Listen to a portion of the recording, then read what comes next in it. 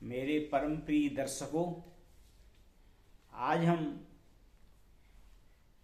इस बात का आपके सामने महत्व प्रदर्शित करेंगे कि हम जीवन में सुखी कैसे रह सकते हैं। तो इसके लिए जीवन में सुखी रहने के लिए महत्वपूर्ण पहलू है कि अपने पास मौजूद हर चीज को महत्व देंगे, तभी हम सुखी रह पाएंगे।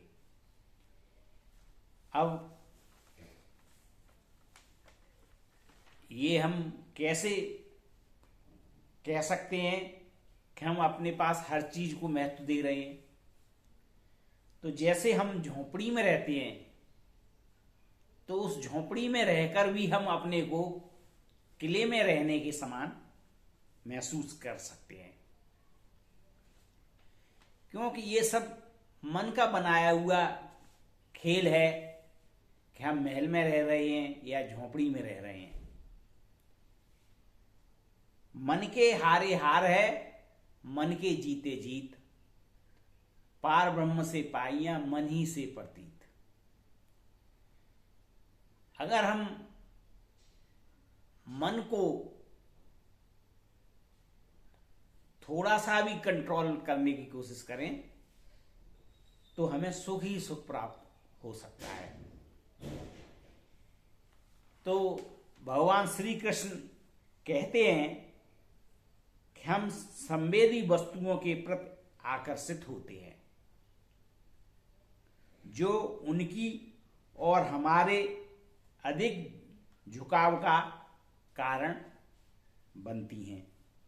जैसे जैसे हमारी पसंद बढ़ती है, वैसे वैसे वस्तु को पाने की हमारी इच्छा भी बढ़ती जाती है, जो क्रोध की ओर ले जाती है। भौतिक क्षेत्र में किसी भी चीज से जुड़ना बेकार है, क्योंकि यह दुष्टता की ओर ले जाती है। आज की दुनिया में अधिकांश व्यक्ति क्रोध से जुड़े मुद्दों से पीड़ित हैं, लेकिन यह किस वजह से होता है?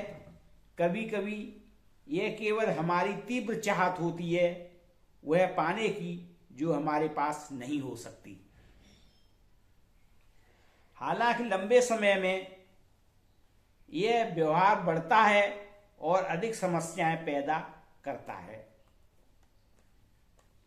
क्रोध स्ट्रेस या डिप्रेशन की ओर ले जा सकता है। आपने कभी किसी बच्चे को क्रोधित होते हुए या नखरे करते हुए या अनियंत्रित रूप से रोते हुए देखा होगा।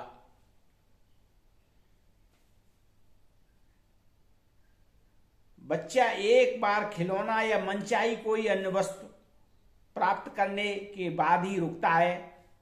हमें बचपन से सिखाया गया है कि अगर हम गुस्सा करते हैं तो हम जो चाहते हैं वह हमें मिलेगा। हमें बचपन से सिखाया गया है कि क्रोध करने से जो चाहते हैं वो मिल जाता है। इसलिए जब हमें यह नहीं सिग्नल मिलता तो हम चाहते हैं तो स्वाभाविक रूप से नाराज हो जाते हैं। आपको कुछ व्यवहारिक तरीके बताऊंगा, जिसका अनुसरण कर आप जान लेंगे कि हम अपनी इच्छा को कैसे नियंत्रित कर सकते हैं। पहला कदम यह है कि अपनी मांगों को सीमित करने के लिए खुद को प्रशिक्षित करें और जो आपके पास है उसी से संतुष्ट रहें। ज्यादातर समय आप ऐसी चीजें चाहते हैं जिनकी आपको बिल्कुल भी जरूरत नहीं होती, फिर भी आप उन्हें खरीद लेते हैं और अपने घरों में बेकार की चीजों का ढेर जमा लेते हैं।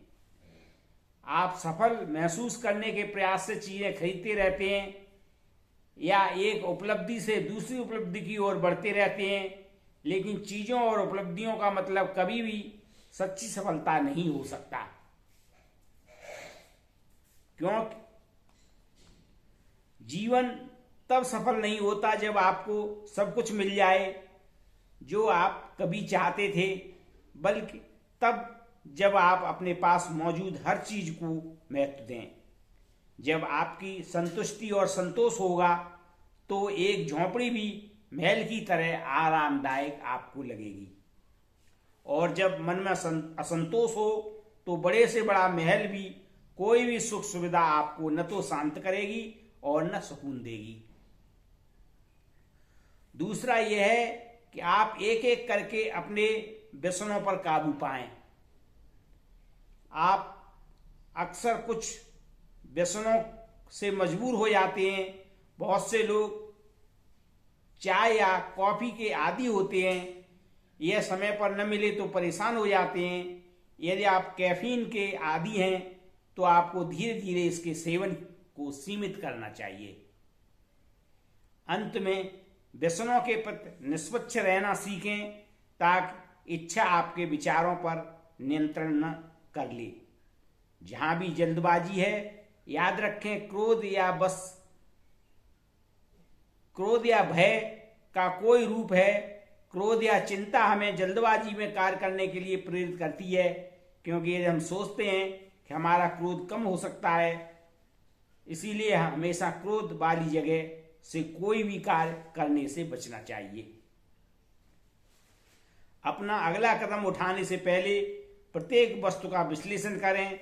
यदि आप अपनी इच्छाओं को नियंत्रित करते हैं तभी आप इसके प्रति अपने बढ़ते झुकाव को प्रतिबंधित करने में सक्षम होंगे। तो सबसे बड़ी जरूरी है मन पर काबू करना। मैं ममता मन मार रे, नन्ना कर कर पीस, तब सुख पावे सुंदरी ब्रह्म झलक के शीस। अगर हम मन को धीरे धीरे करके मारते चले जाएं या खत्म करते चले जाएं तो हमें साक्षात ईश्वर के भी दर्शन हो सकते हैं। तो